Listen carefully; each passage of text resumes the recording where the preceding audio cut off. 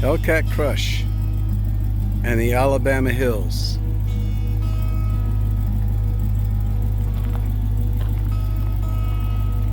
The place where legends were made. Legends like Buster Crabbe, Hopalong Cassidy, Gary Cooper, Randolph Scott, Roy Rogers, Gene Autry,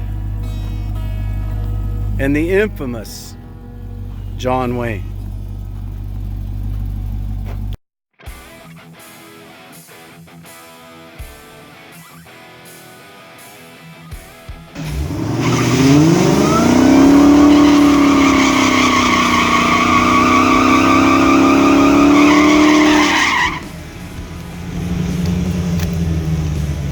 As part of our road trip tour on a 395, we're going to go to the actual sites where they filmed these movies outside of Lone Pine in a place called Alabama Hills.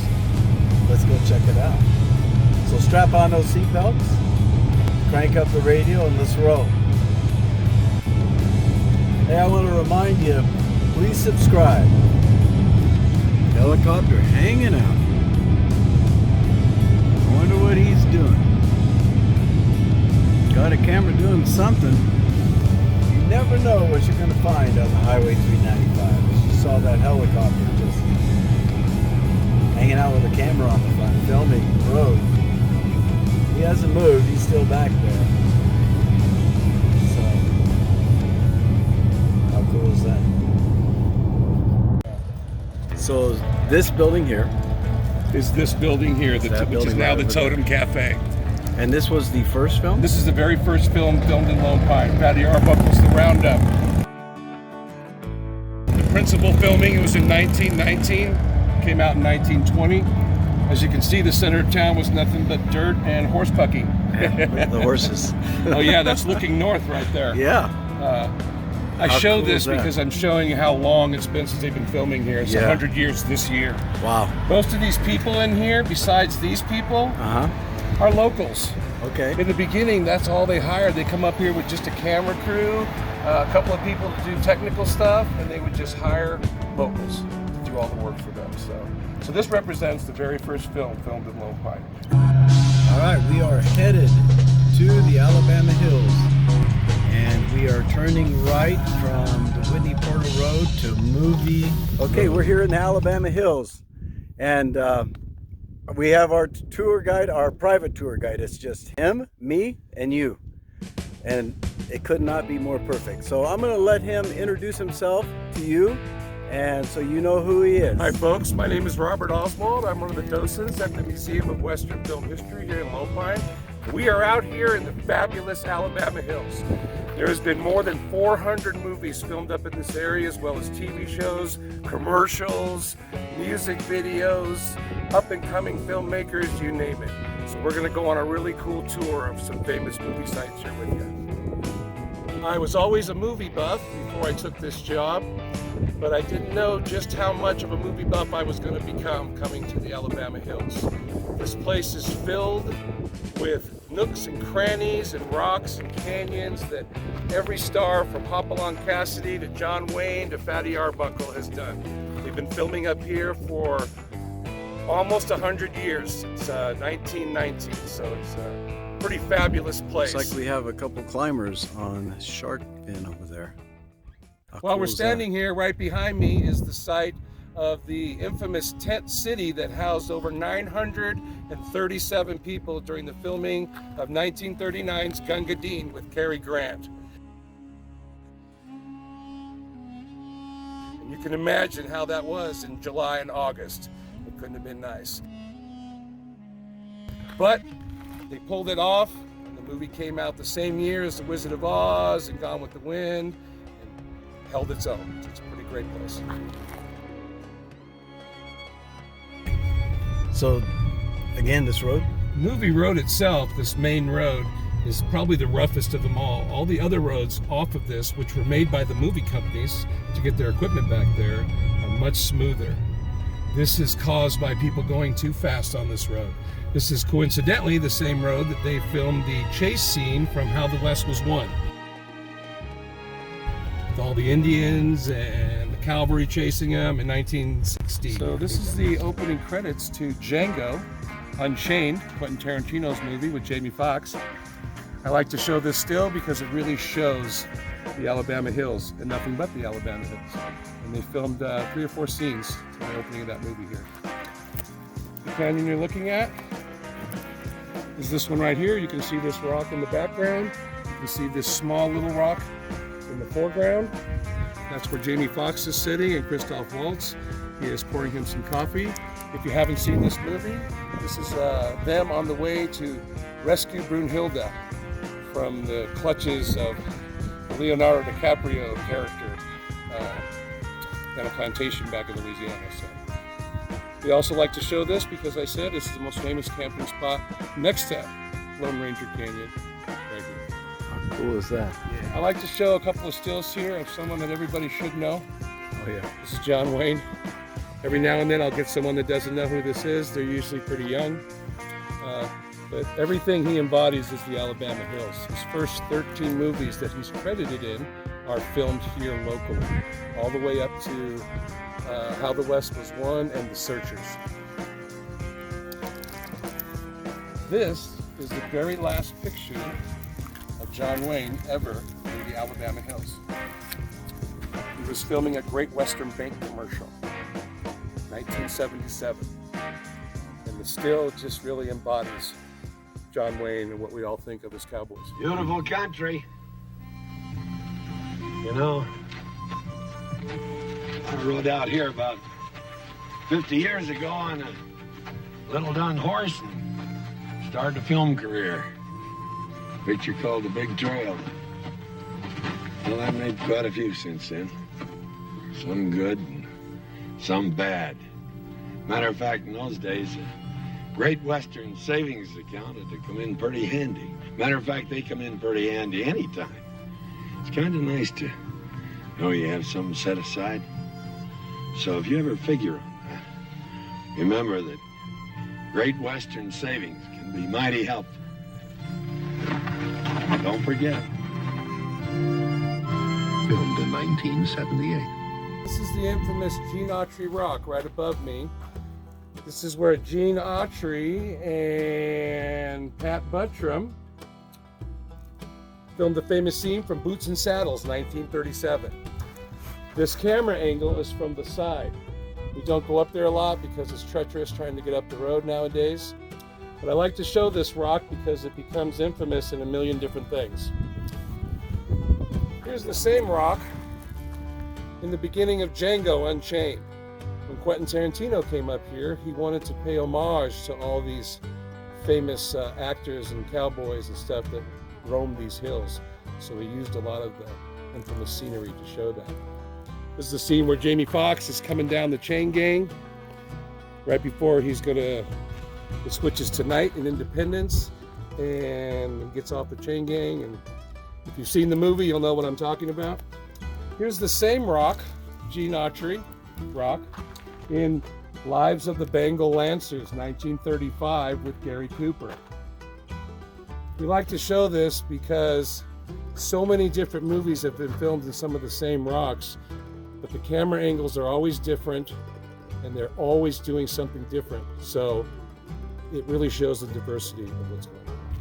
So up here where all the camera platforms were that were taking the video? This is where they had the camera set up, taking the panoramic shots that you see on this side, which are Well, I can see why, because dramatic. you have not only the Alabama Hills and this huge boulder here, curved boulder, but you also have the Sierras and all their majesty.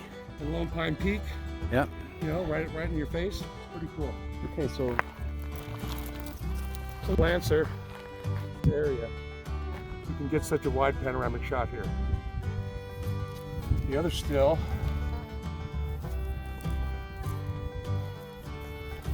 and here's its namesake, of course, Gene Autry. He filmed more than 12 different features right here at this rock. how cool is that? You didn't have to go, in the old days, you didn't have to go to a lot of different places in the Alabama Hills. You could set up shop in one spot and film a whole movie, just changing the camera angles. Mm-hmm. Pretty cool. That is really cool. And what a This is a great spot. This is one of the best spots in the Alabama Hills, because if you take a panoramic and you can really see all the way around, it is nothing but rocks.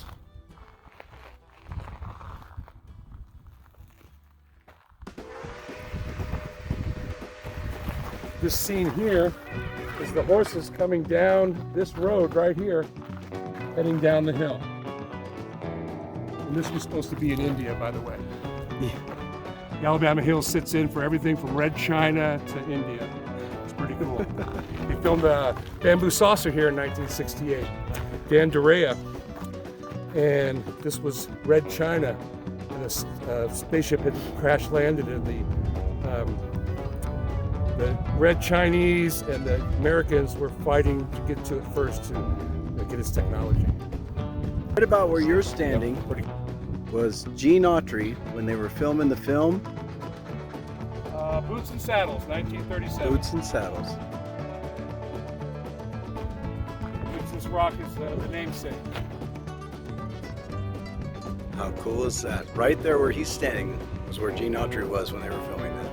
Gives you a special kind of feeling, know that you're standing in the same spots that such great icons stood in, or sat on horseback. To my right, and if you look up really high, you're going to see Gary Cooper Rock, this big fat one on the right here. Up above that, they filmed Lives of the Bengal Lancer and a couple other Gary Cooper rocks. He's also famous for catching John Wayne cheating at chess. Wayne's hands were so large he could move one piece and move another with his pinky. And Gary Cooper caught him cheating, and John Wayne said, well, I was wondering when someone was going to catch me, so let's start over and do this again. So many great stories about actors and what they did. People like Gregory Peck were famous for bringing in the modern day animal rights movements and not hurting these animals, horses, when they were in this film. There was a gentleman named Yakima Canute who was a big stunt person in the early days. And he came up with tripwires and things like that. And eventually actors did not want to do that because it was hurting and maiming these horses. So we have Gregory Peck and Robert Mitchum and guys like that to thank for the modern laws that we have governing the animals in the movies. So this over here on your right is going to be Hoppy Rock. This is Hopalong Cassidy and his sidekick California, waiting to ambush the bad guys coming out of Lone Ranger Canyon and going out of sight. William Boyd filmed over 30 features here in the Alabama Hills. Easily 15 of those or more are behind this rock, the same shot in each movie. But it serves its purpose, which is why he used the Alabama Hills. Wow, that's too cool. Yeah, too cool. That is awesome. They're right there behind this rock with their horses while the other people are going around through here. It gives you a special kind of feeling. It does. You know, everybody was in these famous rocks. Next, we're going to head to the Gunga Din bridge site. All right. Okay, so we're here to talk about 1939's Gunga Din, Cary Grant. There's a scene where they're heading to the temple and they're going to cross these elephants across this rope bridge. How many people think they actually brought elephants up here to cross this rope bridge? I don't know. Whatever you thought, they did. Did they? They did. We're going to show you, this is the scene from the movie. It's not the best still, but it does show the fake background in the background. This is what the set actually looked like. The two rocks behind us are the two rocks they attached it to. So these are this 10 feet off the ground was this bridge. The rest was a painted background. And we're going to go up behind these rocks here in a second to tell you about how they actually did walk these elephants up all the way to the top. Okay, let's do that. We'll do it live. We'll do it live. Coincidentally, another third famous camping spot in the Alabama Hills is right here. As you'll see when we get to the top, you have a hell of a view here. This is also I see some concrete. You do. You're seeing some of the remnants of a set from Gunga Din. Nowadays, you have to take all that off. But back in 1938, they didn't require that. So if you look at the concrete into the rocks, what they built here was a ramp on the other side of me to walk those elephants all the way up to the top of these rocks to get the picture. On the back side here, and these concrete looks These like were posts. supports. There's a nail right Posts. there. I don't know if you can see that nail. There's a nail there. And these remain in the Alabama hills because it's really not too important to remove them at this point. It would do more damage to the rocks. And we're going to walk around the side and show you just where they built that ramp.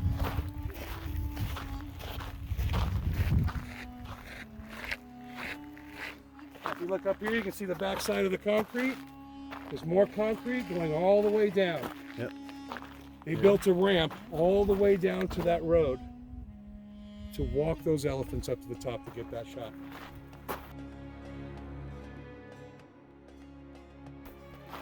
So the ramp came this way from down there, Absolutely. down there, this way right here. You can see the concrete See all the way up. concrete up. They used. So 2 elephants actually stood up on top of these rocks, which is pretty Pretty amazing. for the day. 1938, mind you. Yeah. The view you get from here is unprecedented as well. And this is where the entrance of the bridge was from one side to the other. Exactly. And from here to there was that bridge. And the magic of Hollywood, it made you think there was a giant chasm that they were actually crossing.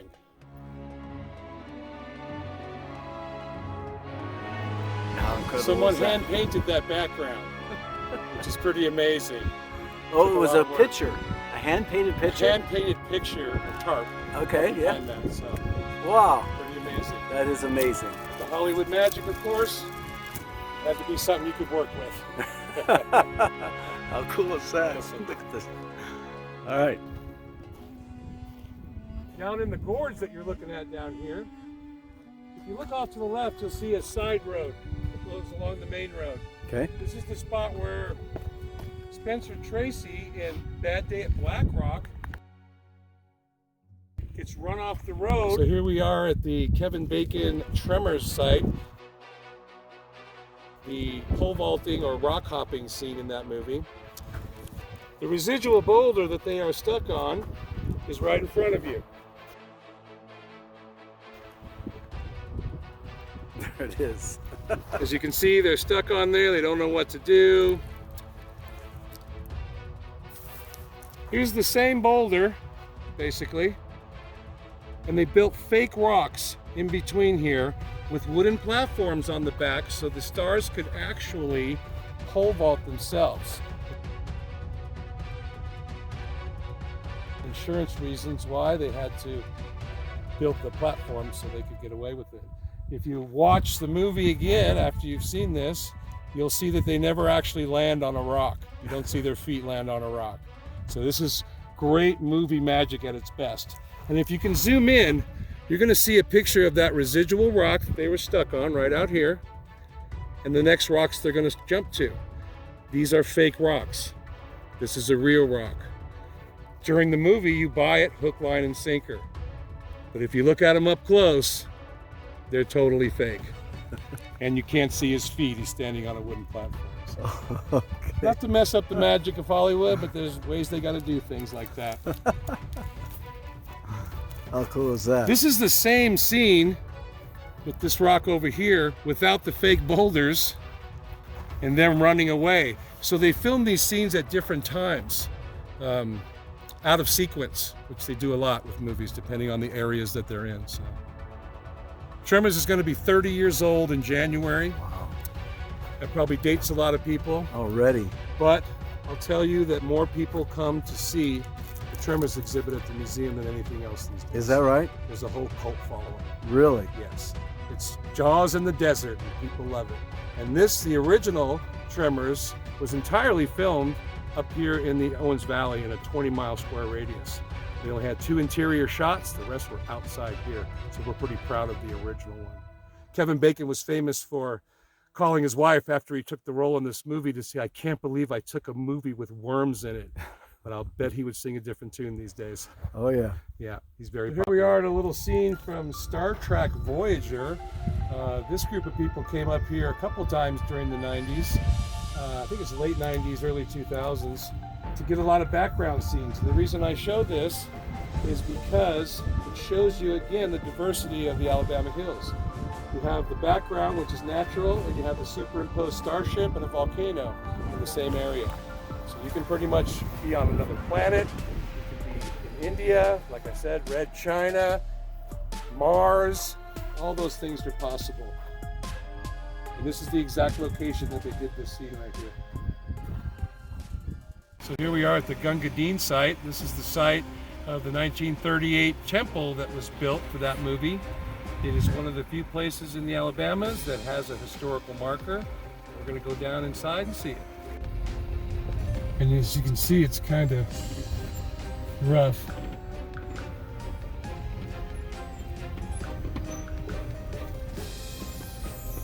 Having an all-wheel drive or a four-wheel drive is really the best way to see all these remote sites. So just imagine Cary Grant, Douglas Fairbanks Jr. riding down this with a whole troop of soldiers behind him ready to raid the temple, which we are approaching right now.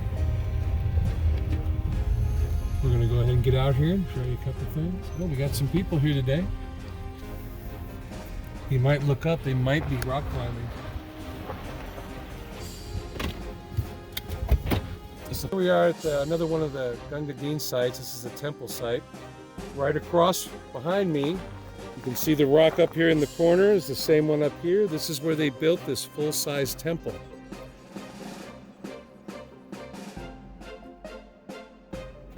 You may also notice that it looks a lot like Indiana Jones. George Lucas modeled Indiana Jones after the Gunga Din movie, which we think is pretty fabulous.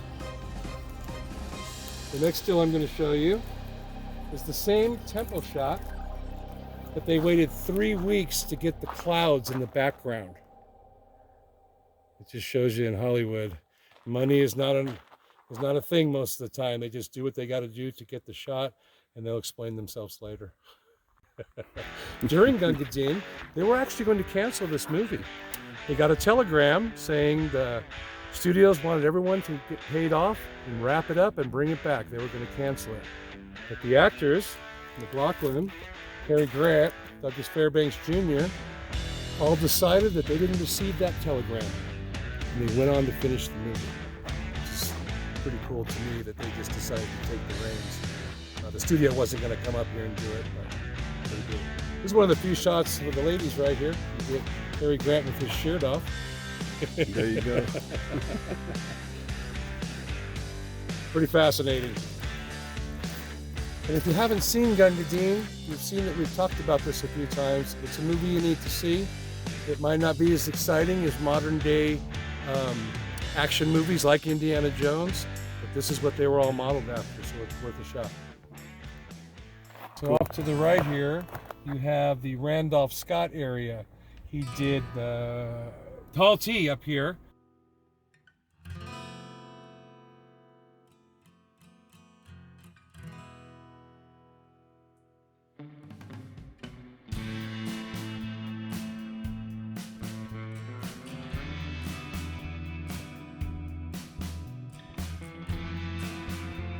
He liked filming up here because when you get up on the edge, you can see down to town.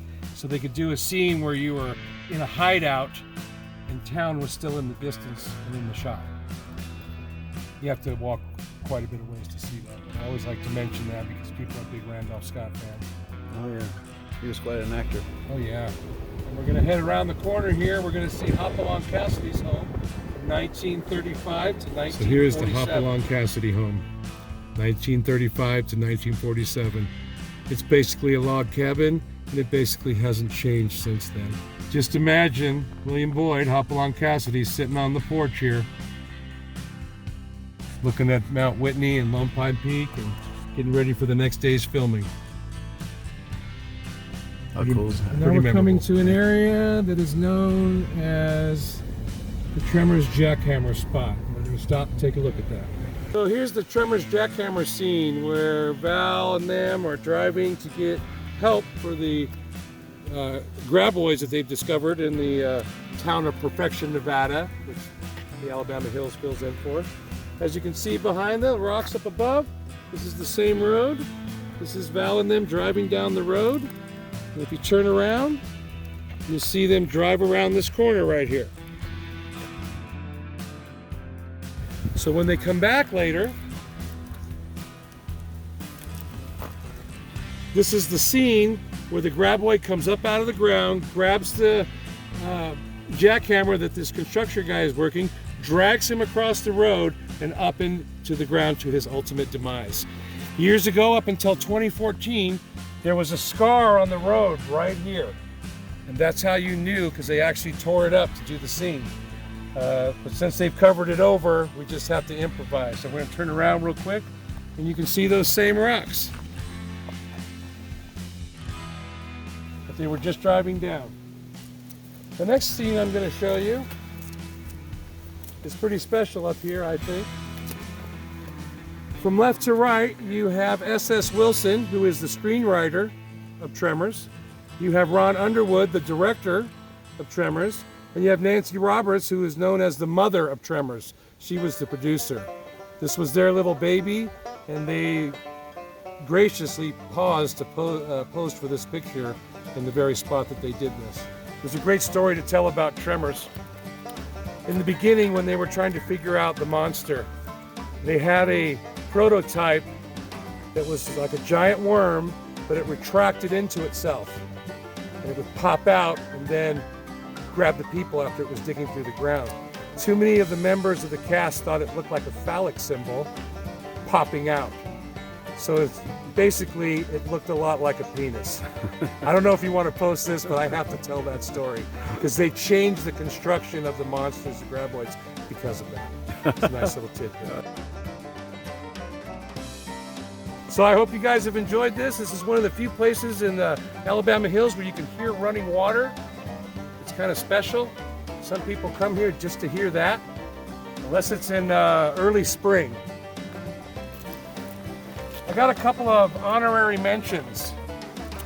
This is Lloyd Bridges from Rocket Ship XM. This is 1953. This is some of the non-Western things that they had filmed up in Lone Pine. Of course, this was a trip to Mars. And nowadays, when they do movies about Mars, they have the cast and the actors watch this particular movie because they still use some of the same techniques to film. So it's kind of amazing. Another little honorable mention, the speeder from Star Wars, they did the retakes out here on the dry lake, on the Owens Dry Lake. Just so anybody that doesn't know about how they get this effect, it's a mirror attached to the side. So it's just reflecting what it sees. It's all the way down. Magic of Hollywood once again. Another honorary mention is Johnny Depp. This is the remake of The Lone Ranger with Armie Hammer and himself. They filmed a scene out on the dry lakes here in Lone Pine where Johnny Depp flashes back to his childhood and how his tribe got wiped out. He was here in town for just a couple of days to get a few shots. I love that movie a lot. So, and then finally, the only way to get to this scene is during my film festival tour because it's about 4 miles out Movie Road. It takes a while to get there. But this is the Jericho scene from the original Iron Man 2008.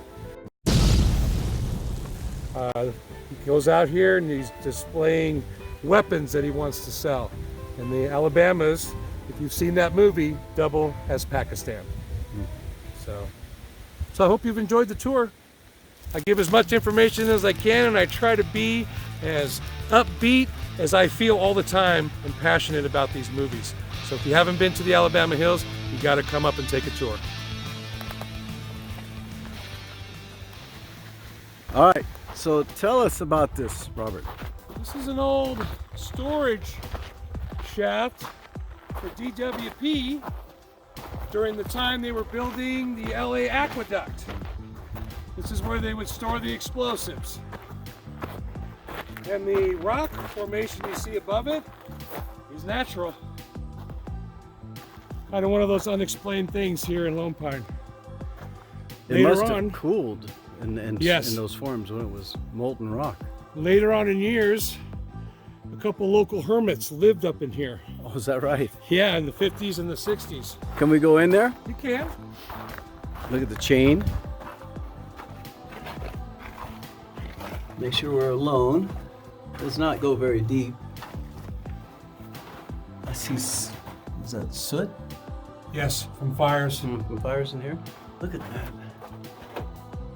Rock the lines. Grain, different types. It's amazing that someone would have chose to live in here. Yeah, someone named Ben was here. That's probably the hermit. Other people back here.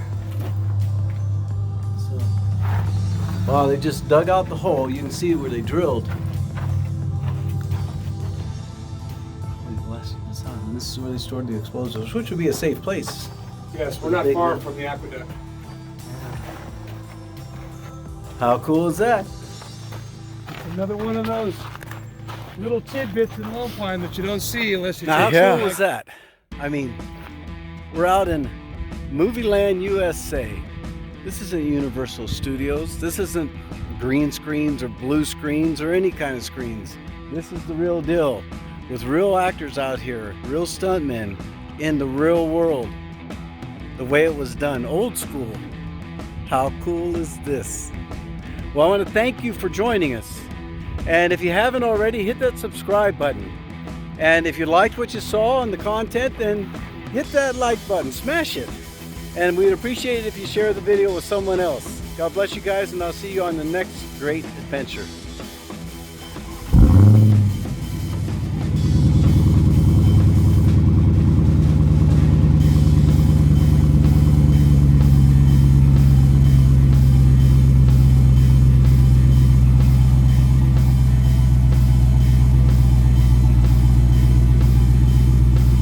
Hellcat Crush and the Alabama Hills.